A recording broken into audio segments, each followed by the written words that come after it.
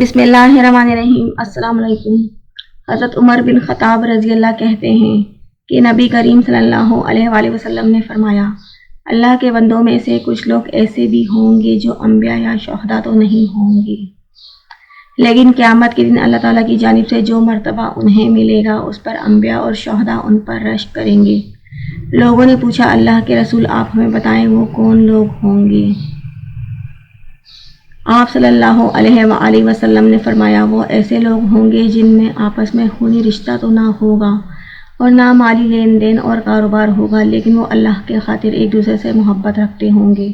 قسم اللہ کی، ان کے چہرے مجسم نور ہوں گے، وہ خود پر نور ہوں گے۔ اور آپ صلی اللہ علیہ وآلہ وسلم نے یہ آیت تلاوت فرمائی، الا ان اولیاء اللہ لا خوف علیہم ولا هم یحزنون۔ یاد رکھو، اللہ کے دوستوں پر نہ کوئی اندیشہ ہے اور نہ غمگین ہوتے ہیں۔ Thanks for watching, please like, share and subscribe.